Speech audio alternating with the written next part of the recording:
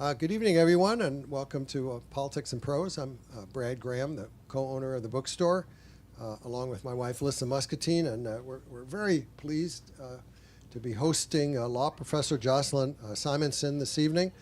She's here, of course, to talk about her new book, Radical Acts of Justice: How Ordinary People Are Dismantling Mass Incarceration. Jocelyn served 5 years as a public defender with the Bronx Defenders, then became a law professor about 11 years ago, and has spent much of the past decade as a professor at Brooklyn Law School.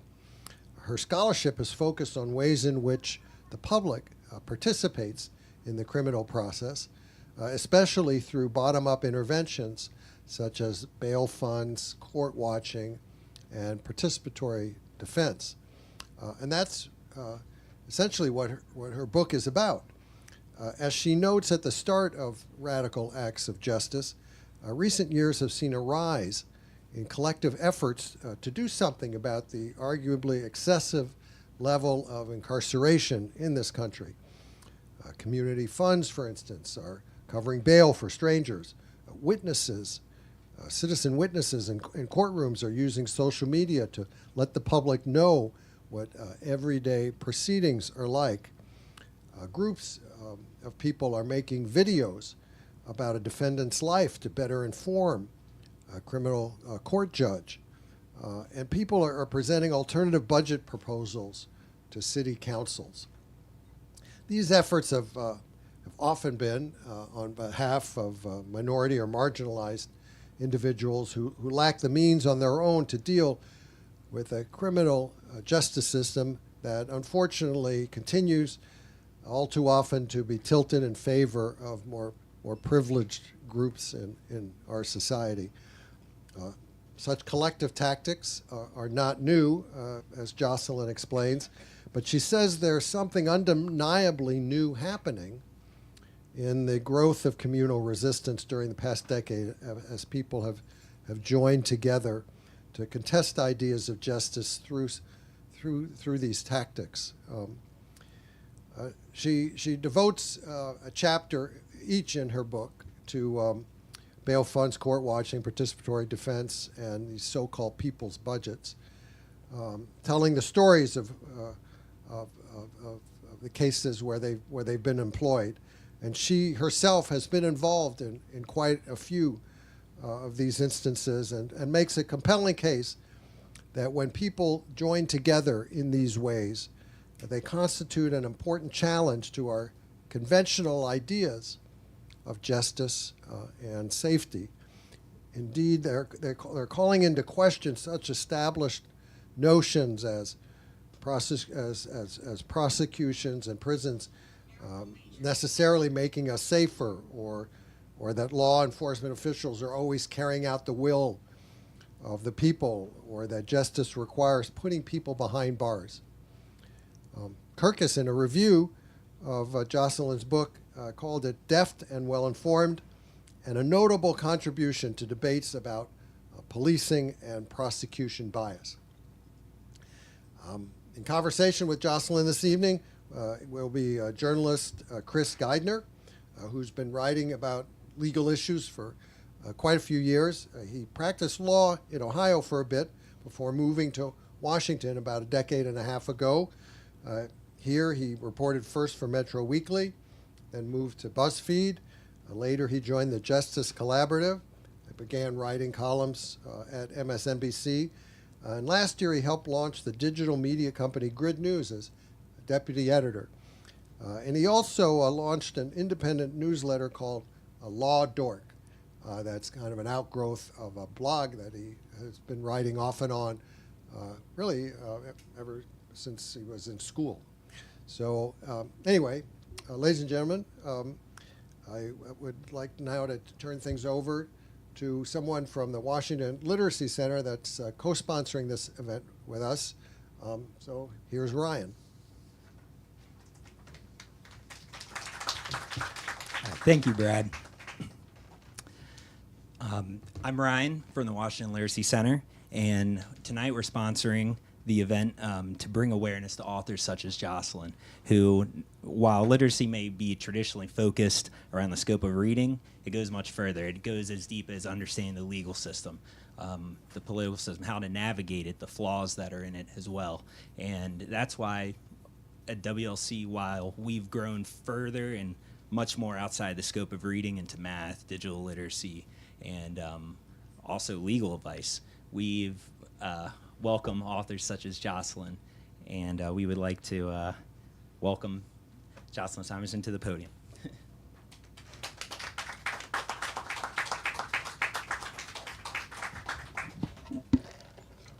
Thank you so much. Hi, everybody. Hello. How are we? Are we good? Come on, let's get some energy up here. There we go. First of all, just want to thank both of you for helping to make this event possible. And before we start, just if you want to say something, just to bring us into what it is that we're doing here and how you decided to bring us here with this book. Great. I will bring us in. And thank you for being here with me in conversation. So hi, everybody. It's so nice to see you all here. The book that I've written is called Radical Acts of Justice, and then it has a subtitle, How Ordinary People Are Dismantling Mass Incarceration. And when I set out to write the introduction to the book, which I did sort of after I had written a lot of the middle, I was trying to think whether I should explain what mass incarceration is, since the book is about how people are dismantling it. And it turns out that I don't actually have a moment in the introduction where I say, here's what mass incarceration is. I don't have a time where I say, 7 million people cycle through our jails every year. Tens of millions of people are on supervision of the criminal system in some way. And this decimates communities, and it fractures and undermines our democracy in countless ways. I sort of skipped that part, in part because there are lots of wonderful books that I'm sure are here that can tell you about that.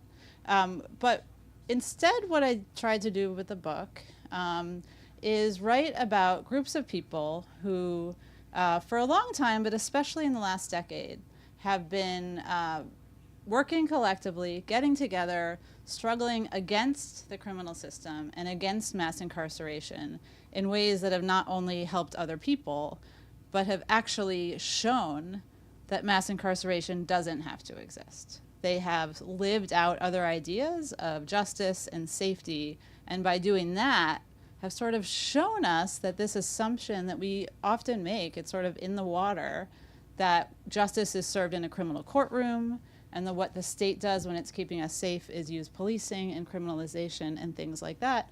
They actually show us that it can happen in a different way. And I mean, you're obviously a law professor, and I am a recovering lawyer. And but I noticed that at the end you talk about the fact that this sort of evolved out of some law review articles that are probably not quite as accessible as this. What led you to decide to sort of try to take those law review articles and bring them to a mass audience like this? Yeah. So the book comes out of about a decade of writing, but also about a decade of being in community with the groups that I'm writing about. So when I was writing law review articles, so for example, I wrote an article in 2016 about community bail funds. Raise your hand if you've ever read a law review article. Okay. So about half the people, they're about 50% footnotes, right? They're not very accessible. But in the other 50%, I did try to tell some stories about community bail funds and how they're powerful. And that was exciting to do, and I would love to tell you why community bail funds are powerful in a minute. But what I did is after I wrote that, I also read it with people who were working in community bail funds at the time. Mm-hmm. And they found it useful. They've named organizations after some of the ideas that were in those law review articles. So it's not that they haven't had an impact, but it was still an insular dialogue. It was a way of people who are doing the work and law students and law professors to think about, well, what does it mean when a group of people gets together and they decide to bail out a stranger? Not because it's their son or mother or loved one who's been arrested, but because they don't think that jailing keeps someone safe.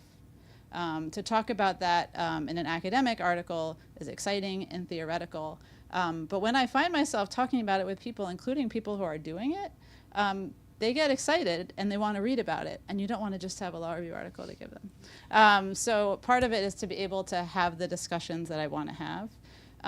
But the bigger thing that I did in the process of writing the book is I was able to do more in-depth interviews, not just with people I do know, but with people I don't know.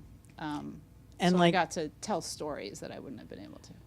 I will say, like, as I was reading it, I was literally going back and forth between getting together an article about voting rights and reading this. And there are some interesting overlaps there. But also, it was this idea of some of the key parts of that interview that I did with Abakana, who was the lawyer who argued the big Voting Rights Act case that the Supreme Court heard last term. And reading this was the moments where she, and then when you, are telling us these stories and are sort of cutting through either this history of discrimination or cutting through these intricate legal principles to tell these stories. And sort of the story to dive right into the book, the story that does sort of leave a mark after you read it is the story of Tracy McCarter. Mm-hmm. And can you tell us how you found her story and what this story of this woman who was in jail for several years, based on no conviction, no trial, and yet was not released. Yes. So I will start out by saying that Tracy McCarter is home. I talked with her yesterday, and she's doing very well. So it doesn't make it a happy story, but I did want to let you know that that's where we are right now. The end before we get into and it. we're going to be doing events together because that's she has amazing. read the book and was a really helpful presence in reading it, and she is also herself a writer, writing about her experience. So Tracy is a nurse who spent well over a year at Rikers Island, which during the height of COVID, because she was arrested and prosecuted for killing her estranged and abusive partner, and doing so in self-defense. And she was arrested, and at the time, it was right before COVID hit. And she was on the cover of the New York Post as, some horrendous, because it happened on the Upper West Side, which is where I grew up, so no shade on the Upper West Side. But it was, Upper West Side homicide. It was, written as this horrible, and it is horrible that someone died, thing that happened. And she then proceeded to be sent to Rikers Island, which is where almost everybody accused of homicide in criminal court is sent.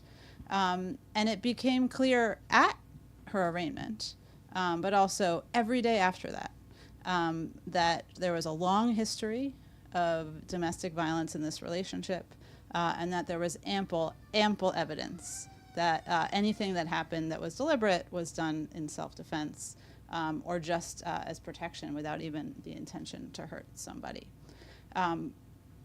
But she stayed in jail for a long time, and COVID hit, and it was a place of unspeakable torture at the time. And in fact, I don't in the book speak of the torturous place. The reason her story makes its way into the book. Go ahead. No, I mean, the other part that I found is that I thought that you described really well, not only that there is this story from her side, but the idea that there was very clear also from the start that this was very much something that the prosecutor's office, that the prosecutor herself was treating this case in a way that was not going to be open to hearing her story. That's right. So at the time that her case was first heard, sitting in the audience were court watchers. So groups of people, this was Court Watch NYC, who had gotten together and decided to watch proceedings in criminal court, to understand what's happening there, to hold the people who are there accountable, especially prosecutors, and then to tweet and tell the world what was happening. And it actually wasn't an official court watching shift, but there was a court watcher who was sitting there in the audience, saw what happened and said, wait a minute, something isn't right. She saw that Tracy was hunched over, uncommunicative. She heard the defense attorney explain what had happened, and she went out into the hallway, and she said to the assistant district attorney, whose name is Sarah Sullivan, she said to her, what are you doing? You're supposed to be the people, and you're not representing me. And ADA Sullivan, assistant district attorney, instead of speaking to Erica, this woman, walked away and didn't engage with her. So that's the first day. This is a years-long story, but part of the reason it makes it into the book is because of Erica seeing that. She brought it to the attention of Court Watch NYC, and then people who are engaged in Court Watch NYC were organizing with an abolitionist collective called Survived and Punished in New York. And so Survived and Punished, which works in small groups that get together in collective defense campaigns in which they work with people who are being criminalized and also try to work on their case and then also connect it to larger ideas about criminalization, especially the criminalization of women of color. And Tracy is a black woman. So Tracy ended up having a Survived and Punished team. How did I personally get involved? I know them because I am in the community of court watchers, and one of the organizers, Rachel Foran, appears in multiple chapters because she had been a bail fund organizer. One of the themes of the book is that a lot of the same people are weaving through these tactics. Eventually, Tracy was released into house arrest while this case was pending. And so I was able to Zoom with her. A lot of the book was researched and written during the pandemic. So a lot of the people who I interviewed and tell their stories, I actually talked to them by Zoom rather than being able to go to the place. So Tracy was incredibly generous with her time and her story and her space while she was under house arrest. We Zoomed. We have now gotten to meet each other quite a few times. And her case stretched on for many years. It stretched on even though the district attorney in Manhattan, who won the election for district attorney, Alvin Bragg, you may have heard of his name because he's in relation to Trump non-prosecutions and things like that. Alvin Bragg, when he ran for DA, he literally tweeted, I #stand with Tracy. In other words, the implication being, if you elect me, I'm going to dismiss her case. Because by this point, there's advocacy around her case. People are communally tweeting, protesting, sitting in courtrooms, wearing matching red T-shirts that have Tracy's picture on them. And so Alvin Bragg says, oh, I #stand with Tracy. And he gets elected. And guess what he doesn't? He sat down. Guess what he doesn't do when he's elected? Stand with Tracy. Yeah. I mean, and this is something that we've seen in a way across the country when prosecutors who have run on reform platforms get elected, that then they have to deal with the people working in the office. That's and right. they are ADA up and yes. including ADA Sullivan. Yes, I'm going to say your name 80 more times. It was something when you're reading, when like in the first, like this is like halfway through the book and you're reading through and there have been very few prosecutors named. And all of a sudden you get to this section and right in the first like story about her, the prosecutor's named. And I, like my journalist had like ping, red light, like, oh, we're going to learn a lot about her. And we did. Yeah, because like this case is, I mean, it continues throughout throughout the pandemic, I mean, I was working at the Justice Collaborative at the time, as he said, which was a criminal justice organization, and we were doing work on getting people released from jails and prison during COVID. So it's like, I mean, I really connected with this section, and it just kept going through COVID, through an election, through this process, and we also have a judge to talk about. That's another part of the I'm system. going to tell you her name too. What's her name? Diane Kiesel. So what happens is that Alvin Bragg does not dismiss the case, despite having essentially promised that he would. He proceeds to hire lots of experts to try to prove that it could not have been self-defense. I promise you it wasn't persuasive, but he gathered a lot of what we call discovery in criminal court. And meanwhile, Tracy McCarter is herself under this pressure of potentially having to have a trial, testify about the worst day of her life, with the possibility of being sent to prison for the rest of her life. So she is being, tortured in a way just by having the case continue. But at every single court date, and by this time we are at the point where court is in person, it's been years, and I'm at these court dates as well, half the courtroom is press, and the other half of the courtroom is entirely people wearing red shirts with Tracy on them that say, "I stand with Tracy," but they meant it.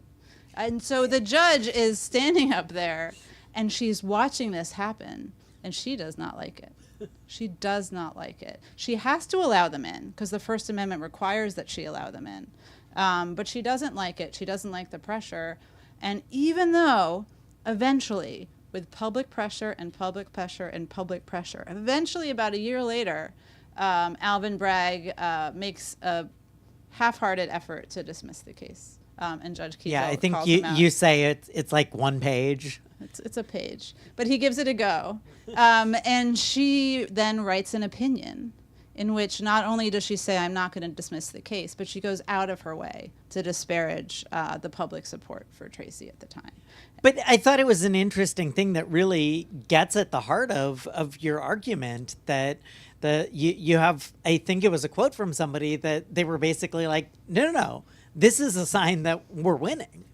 It was, and then they did. Yes. So the judge writes an opinion saying, "I'm not going to dismiss the case. All the support just shows that we need a trial," whereas all the support actually showed that there are people, in fact, the only people that she was seeing or hearing from, who thought that the only victim that they were seeing at that moment was Tracy McCarter. That the criminalization of a black woman who has survived domestic abuse doesn't help anybody, and especially doesn't help a person who herself was acting in self-defense. So this group, this collective, was connecting what was happening to broader ideas about, yes, mass incarceration, about criminalization of black people, of black women. And as they were doing so, their voices were getting louder and louder. It was becoming covered in the press. Eventually, Alvin Bragg half-heartedly tried to dismiss the case. The judge said, "You have to do that more strongly."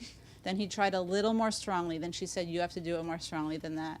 And then eventually, Bragg did ask for the case to be dismissed. And even then, the judge did it very begrudgingly. And the reason the names of the judge, Diane Kiesel, and the DAs, Alvin Bragg and Sarah Sullivan, are important is because ordinarily we don't know the names of prosecutors in everyday prosecutions of people who are not Donald Trump, right? Which is, the tens of thousands and millions of people who go through criminal courts every day, being charged sometimes with homicide, sometimes with disorderly conduct or drug possession or a traffic ticket. And they're being prosecuted by people whose names we don't know. And not only do we not know them, guess what we call them? The people, right? The people of the state of New York versus Tracy McCarter is what the case was called. And when I practiced as a public defender, prosecutors just literally called themselves the people. Yeah, I thought it was you talked about how, like, in the courtroom and even in the hallways, that it was that you were the public defender, and then the other side would literally be referred to as where's the people? Where are the people? Yeah, the people are in the bathroom. It's where are the people? And so when you're this is a point like that really just like is central to the book. I think you would agree that this idea of who the people are and who the system, without any of these activities, like that there's this assumption that was built into the system that the one side is representing the people and that the other side is this one individual, and that all of these things that you write about and explain are ways of balancing that scale and explaining, like, no, both sides are the people. Right.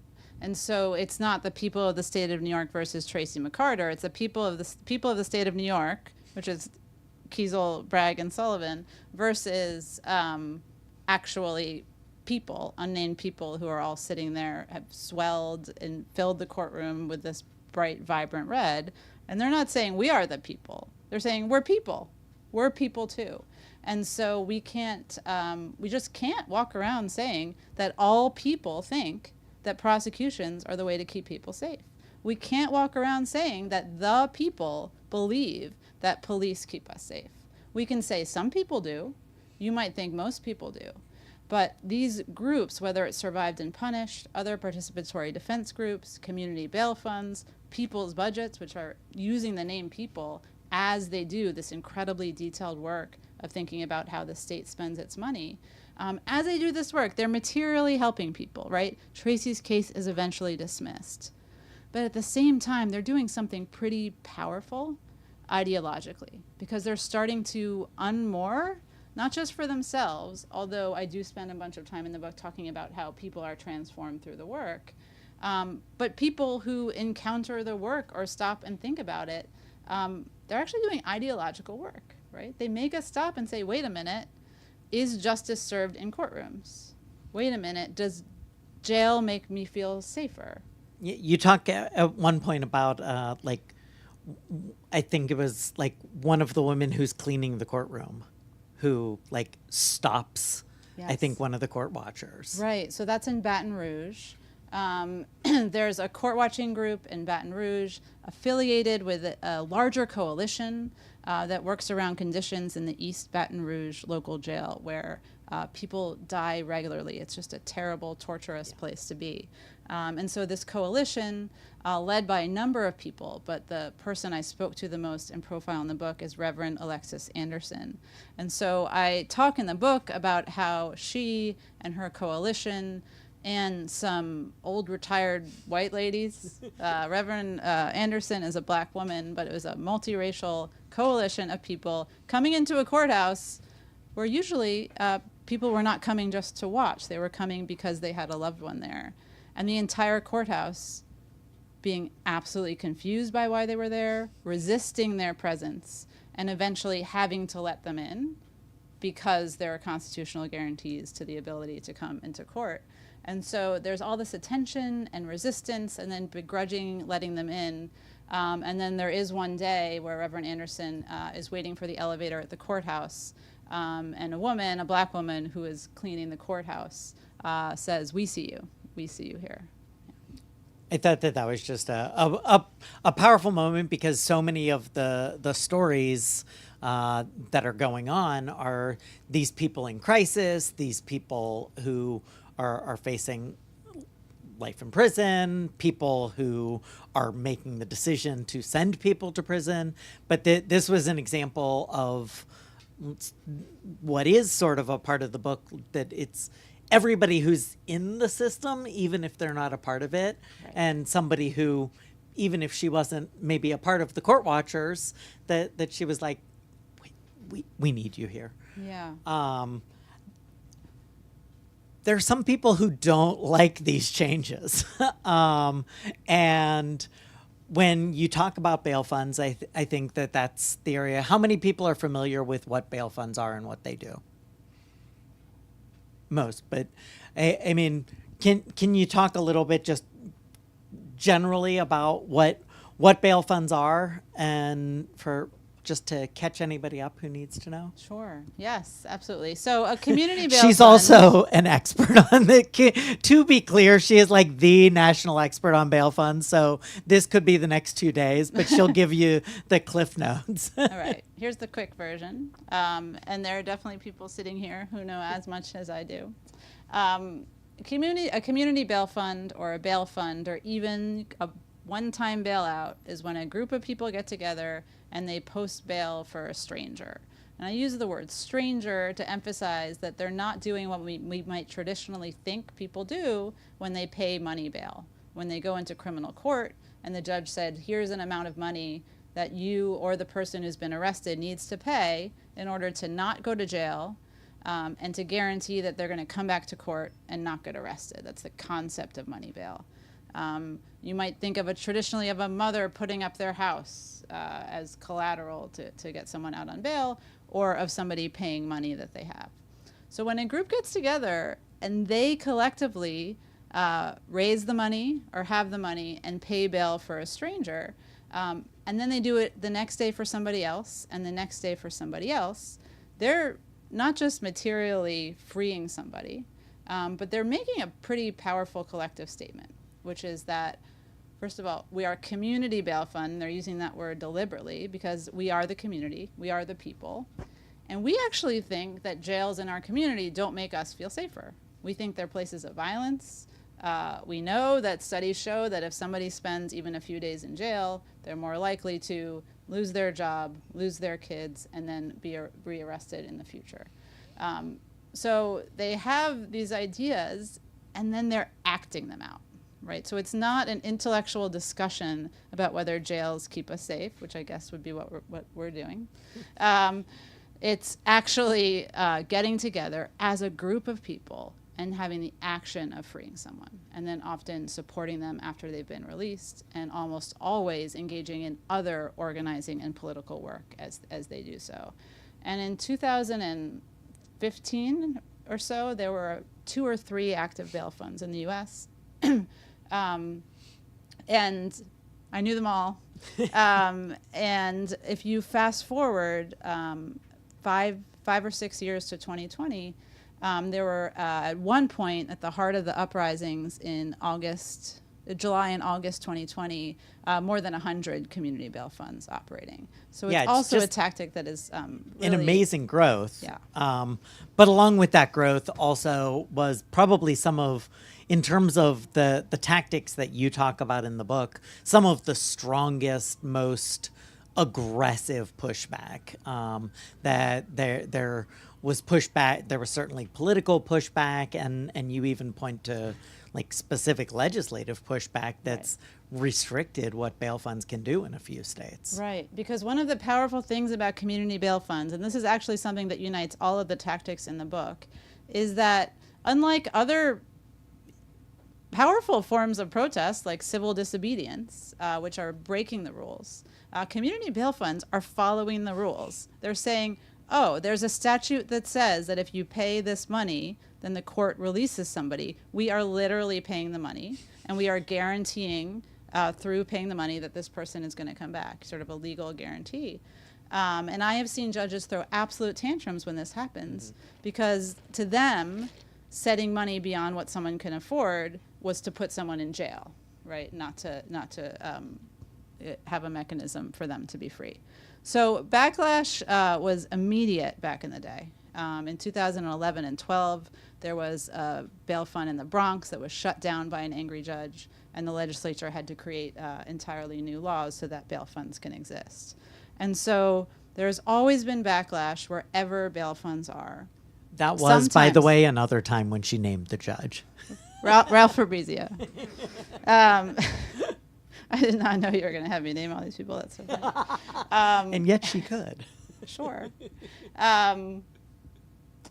There has been incredible amount of backlash against bail funds. Sometimes it is individual, sometimes it is subtle, and sometimes states are literally trying to pass laws saying you cannot have a bail fund.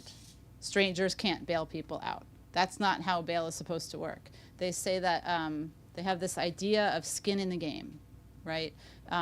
The way bail is supposed to work is that your mom pays it because she has skin in the game, or you pay it because you have skin in the game. And bail funds have actually shown that it turns out that when strangers pay your bail, people still come to court.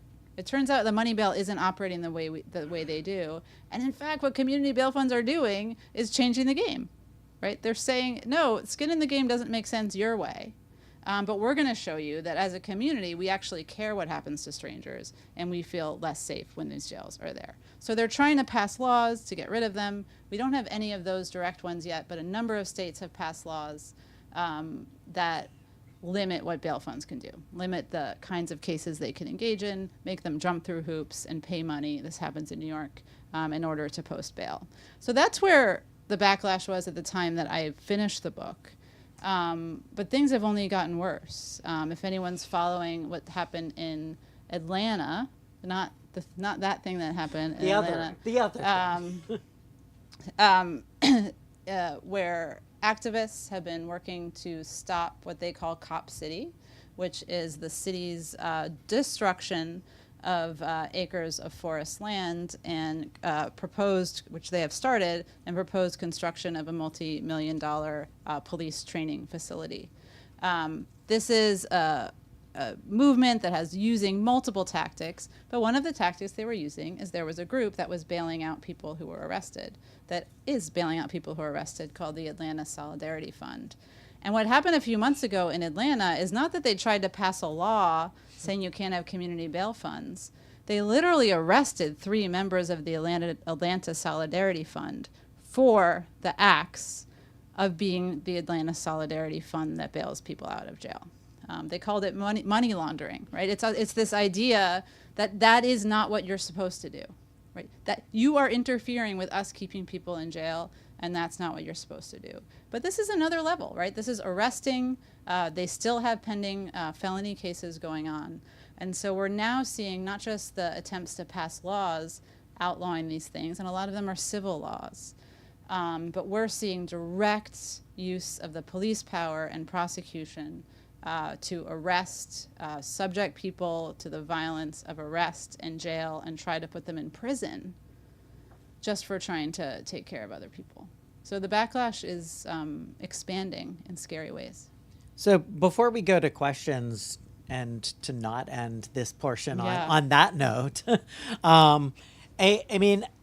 I found it really interesting when you did talk about the people's budgeting, that it was sort of this second level that so many of these groups have acquired so much knowledge over time that they either individually or I think most prominently in the case of Seattle are like teaming up with, I think, like you said, like 100 groups to create not just a one area of we're going to be bailing people out, or we're going to be watching court, or we're going to be helping people with defense, but that we actually think the city should be completely changing how it is organizing its budget. I thought that was just a tremendous, in the way that it follows in the book, it's so obvious that it's a next step, but it doesn't, if you just say the 4, it sounds like one is very different from the others. And in fact, if you read my initial book proposals before 2020, people's budgets weren't in there. Because close reading. Because they had yet to explode the way that they did in 2020. When there are uprisings in the streets, the slogan "defund the police" is making itself into popular consciousness, and whether you agree with it or not, it's making people stop and say, wait a minute, how much do we fund the police? What could we be using that money for? And people have been engaging in budgetary fights and people's budgets as long as we've had budgets, and certainly at least since the 1960s, where there was incredible budgetary work by Bayard Rustin and A. Philip Randolph and others that I talk about a little in the book. But what happened in 2020 is that groups that had been engaging in court watching and bail funds and participatory defense, all of which I talk about in the book, as well as groups that had been engaging in housing justice, environmental justice, immigration justice, just straight up mutual aid and trying to make sure that people are fed, thinking about funding schools more, thinking about funding libraries more. Suddenly all these groups were together in the streets and realizing that there were sort of bigger fights that they could wage together collectively. And if you are someone who was working on, say, bail funds or participatory defense, that means that if you're joining a coalition, you're not just going into the criminal courthouse. You're not just helping materially free people and show what justice and safety are like. You're also getting into big coalitions and trying to map out, okay, so if safety is not jail, what could it be? And so what we saw in 2020 and since then in many, many cities and in many small towns and places is people getting together to entirely reimagine outside of the legislature, where their city or county or town could be spending their money, and writing out people's budgets that entirely rename categories. Public safety, traditionally, is the budget that goes to the police and to jails. But in the Los Angeles people's budget, it's called reimagined public safety, and it goes to violence prevention, to education, and to other things that the groups, and this was hundreds of thousands of people engaging in this process, thought made them feel safe. And so this is as I'm starting to write the book. It's also a law review article I was writing about. It seemed like clearly this is where people are going, so this is where the book's going to go as well. Yeah, it was a great sort of accumulation of sort of this past, as you write about, that like this dramatic shift in all of these over the past 6 years. So I really enjoyed reading it. I encourage all of you to read it. And we would love to hear your questions. If you can, stand up and head to the microphone over there. Well, coming from DC, it's probably needed to have some budget, some bail funds. But I want to ask you about Tracy's case. Yeah. How effective was her defense attorney? It's a great question. There's multiple answers because there were multiple defense attorneys. Oh. By the end of the multi-year process, she had one of the best defense teams you could imagine working pro bono. And I'll tell you their names because they're wonderful. Sean Hecker is the name of one of her lawyers. He's a tremendous, tremendous lawyer working pro Yes. bono. And on did this she have case. a bail fund getting her out of jail? No, she did not have a bail fund getting her out of jail because she had been remanded with no bail. So they had to advocate over months and months and months for a judge to change her bail conditions and release her. And then there was some bail, and she and her family were able to get it together. So her initial defense attorney was a public defender? An appointed lawyer. Oh. But Well, not yeah, okay. not from a public defender organization. And she was very, very unhappy with her initial representation. But here's what I'll say, because I really mean it, that they're some of the best lawyers in the world that she had. And had she gone to trial, I think she would have been acquitted because she would have had these, in part because she'd had these tremendous lawyers, in part because I don't think she's guilty. But that team is not why her case was dismissed. Her legal team was doing a very good job of setting things up so that if she went to trial, they would be able to put on a really solid defense. But they were, and I don't think they'd be angry that I'm saying this on YouTube, a little worried or wary about all the public pressure that was being put on the case at the same time that they're trying to present a defense. So that's why they dropped it for public, the public was in the public domain? No question. Okay, thanks. Thank you. I believe our country has the largest rate of incarceration of any country in the world, so there definitely is a place for your very timely book. However, how does this square with what's happening in many of the major liberal cities in the country where you see a lot of looting and lawlessness because of laws not being enforced? So I'm not sure I agree that we're seeing a lot of looting and lawlessness in cities that because of laws not being enforced. But I understand your question because it is how the idea of crime and public safety is reported in newspapers. I live in one of these cities in New York City where there have been claims that there have been looting and rioting and things happening. But actually, the statistics show that even if you measure so-called crime by traditional metrics of how many people were arrested for felonies or how many people reported felonies, it actually hasn't risen. It's actually gone down. So there's no clear trend. There's no any one trend of measurements of crime around the country, except to say it is very clear that crime has not risen in all of the cities. So I don't agree with the question, but I still think it's an interesting discussion to have of put aside whether crime as we traditionally measure it is rising or falling, because I actually don't think it's rising. Put it aside. It's still true that people harm each other. It's still true that people steal from each other. It's still true that people hurt each other. I think we can all agree that bad things still happen, whether they're happening more or they're happening less. And so, sorry. Well, how about all of these, a lot of major retailers exiting cities like San Francisco because of looting?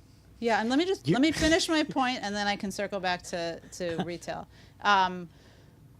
One of the things that I talk about in the book is that what these groups are doing when they do something like engage in participatory defense or join in a people's budget is that they are sitting in the midst of the reality that people hurt each other. They're sitting in the midst of the reality that a lot of people don't have enough money to buy food and therefore steal it. And so the ideas that they're coming up with are not to say we should ignore shoplifting, but to say that we should make a world where people aren't shoplifting very much. And here's our proposal for how to spend X million or X billion of dollars to support people so that it doesn't happen. So my answer to the question, even if I accept the premise, is still that if we look to how people are working collectively to think of another way to get at these realities, then it sort of starts to unseat our assumptions about how we do things. It might vary. You said that there's not like 100 of them, but how do the bail funds determine who is eligible for that money? It depends which bail fund you ask, but it's an important question that bail funds struggle with. The question I think you could hear is how do they determine who to bail out? Some of them have a lot of money. Some of them are tiny formations or spend the money that they have. You know, in theory, the money comes back to you after a case is closed. But in some states, the state will take an enormous cut of that money. And in some states, it'll take months and months, if not years and years, for the money to come back. So it's an important question. And different bail funds are going to answer it differently. But what I can tell you is that I did see a trend, which is that a number of bail funds that have existed over many years, and at this point there are quite a few that were founded around 2016, 2017 that are still in operation. And around those years, they almost all began with limits on who they would post bail for. So perhaps they would not want to post bail if someone was charged with violence. Perhaps they would not want to post bail if someone didn't have consistent housing that they know they could go to, whatever the way of thinking about it was. And every one of those groups, and you know, I sort of sat in rooms in 2016 and 2017 where groups were debating this and trying to think it through. And when I picture that room, it still wasn't that big a room. Every one of those groups has slowly over time done away with those limits. And in part, it's because of the effect that doing this work day in and day out does to you on how you feel about putting anybody in jail. So part of it is that people are radicalized through the act of being in community bail funds. And then part of it is also just this realization that it's hard to tell if you're bailing out a stranger, much about that stranger, if you're just taking the prosecution's explanation of who that person is. So it can be tricky to set a limit if the limit you're setting is being told to you by the system that you're fighting against. So it's an important question. A lot of bail funds have different answers to it. But over time, many of them have shifted to saying, free them all. We're going to try to bail out as many people as we can. And I think that is sort of a point throughout really all four of the main issues that you discuss is this idea that, like, as opposed to the system that they're fighting against, which has rigid rules and set standards and this, that, and the other thing, that for a lot of these are individual, like, group decisions that are going to be very different, at least at the outset, as these processes are starting across the country. From you talk a lot about the one whose name I like, the San Francisco, the debug. Debug San Francisco, Right. and which of course is very much fits with San Francisco, and that some of these groups that you talk about really even started by doing different things, that they weren't even focused on this work, and sort of moved into it as they realized this is where we need to be. Right. So Silicon Valley Debug, the way was the initial participatory defense hub that has led to what's now called the National Participatory Defense Network. And the way Debug started was as temporary workers in Silicon Valley getting together once a week to talk about what was going on in their lives, eventually to write about it, eventually to organize around it. And only years later, after building a community center, having youth programming, to have a circle of people noticing that everyone in the circle had a family member criminalized, and then starting to work together on those cases. But I would say is that even with Debug, even with participatory defense hubs, even with these tactics that have lasted for decades and decades, and I believe are going to continue to be important, I don't mean to say that it's easy to figure out how to do it or how to set limits. And in fact, when we're naming Debug, one of an incredible, successful organization that is not going anywhere, and that is not true of all the groups in the book. So some bail funds stopped operating during this period, some even because it was hard to figure out for whom to post bail.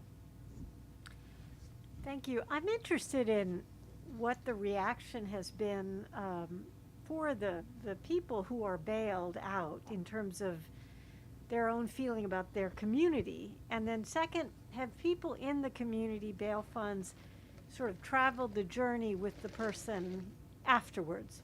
Yeah. So the first question is about how people who are bailed out feel about being bailed out. And as you can imagine, because it's so many people, there's no one answer. Mm-hmm. There is a story I tell in the book, and this is actually can be found on YouTube, in Philadelphia, there's two active community bail funds, the Philadelphia Community Bail Fund and the Philadelphia Bail Fund. They're sister funds. They get along. They're both doing the work. And they put together events together. And so you can find online people's hearings about bail that they put on. So instead of the city council in Philadelphia having a hearing about bail, they say, we're going to have a hearing about bail. And because they have generated power over time, the district attorney is there, city council people are there, state legislators are there. And the people who testify at this hearing are people who have been bailed out by the bail funds. Now they decide who comes to the hearing, right? So this is why it can be like a selective understanding. But there you'll find testimony of feeling surprised to be bailed out, and then feeling sort of this feeling of being loved by strangers. Yeah. Is a really profound and a different kind of love than being loved by family or even the church that you attend. Right. And so that is, I think, sometimes one of the most moving thing that you hear is just this who did that? What just happened? What happened to me? And then some, and this gets to your second question, some bail funds engage in incredible support services for the people for whom they've bailed out, and some don't. And that is also a point of great contention because some funds don't want to become social service agencies. And in fact, bail funds, like all of these tactics, are not new. One historical bail fund that a lot of people look to was formed in the 1970s in New York City by Angela Davis and other imprisoned political prisoners who founded the Women's Bail Fund in New York City. And the main thing Angela Davis was worried about was becoming a social service agency. Mm-hmm. And so there's quite a range of how bail funds approach that issue.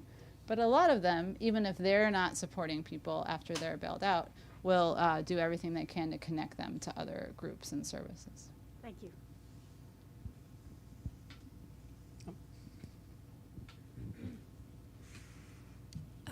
I kind of hate to ask this question, but I'm curious in terms of where these bail funds are located politically, like in areas, just to use the cliches of red areas or blue areas, because, sort of the one party really pushes fear, fear for your safety, and the other side does to some extent. So I'm curious to know whether these bail funds exist in both kinds of areas and whether you've seen more pushback, say, in red areas. Yeah. I don't think you should be afraid to ask that question. I think it's a wonderful question and possibly a counterintuitive answer. Well, the first overall answer is you can find bail funds everywhere. If you go to the National Bail Fund Network's webpage, you'll see that you'll find them. There's a map. You'll find them everywhere. A lot of them are focused on immigration bond, and so when you add that to the map, you do find bail funds everywhere. You do find people doing radical organizing everywhere, including in red states. There does often tend to be hubs and energy around organizing in urban rather than rural areas, which can affect some of those political dynamics. And I'm not sure that's politics as much as urban and the difficulties of organizing in rural areas. Yeah. But here's the thing. There is backlash against bail funds everywhere. Everywhere. I'm not saying there's no difference in politics between parties, but on this, there's not much of a difference. When that I think Atlanta, when you start, Atlanta is Well, a there blue you go. city. Yeah. New York City is a blue city, right? All of these places where some of the starkest, just brutal, angry, violent repression of these tactics is not coming from right-wing Right. politicians. Yeah. Thank you. Any last question?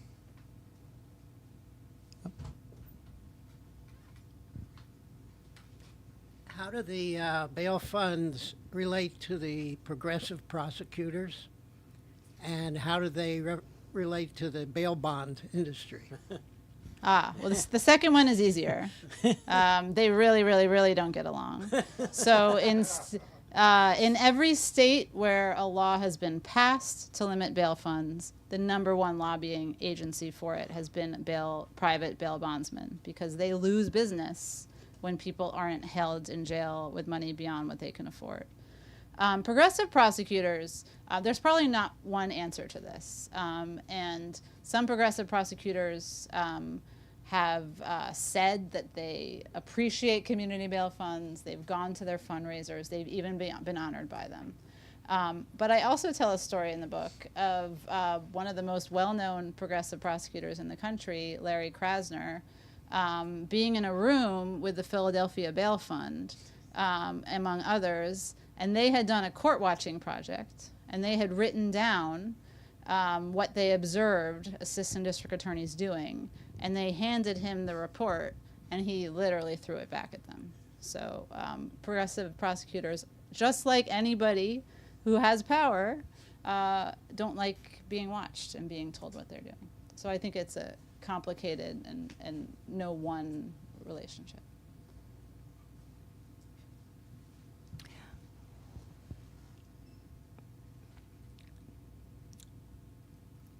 This is maybe not necessarily a question, maybe just a statement. I saw a wonderful documentary on some of the native Hawaiians who get severe sentences for the most minor offenses, and most of them are sent to Kansas, Arizona penitentiaries, and they don't feel that there's enough advocacy for when they're released to be able to resume any kind of life, a job and support. Are you familiar with any, particularly the Native Hawaiian population, which many Americans forget is part of the United States? Yeah, thank you for that. And hopefully, at least in the last week, we've all remembered that. There's a community bail fund in Hawaii. There's a lot of this work happening in Hawaii. That said, I haven't watched that documentary, and I don't know in particular of organizations that are doing the work of tracking from Hawaii where people get sent to prison. But it is absolutely true that many, many states, not just the federal government, many states, when they incarcerate people, especially for a long sentence, they contract with other states or with other companies and send people far away, so far that families can't visit them or see them. So that's not an answer to the question about Native Hawaiians, which is incredibly important, and I don't have an organization to name. Yeah. Thank you. Thank you so much, everybody, for coming out tonight, and thank you, Jocelyn. Everybody. Thank you. Too.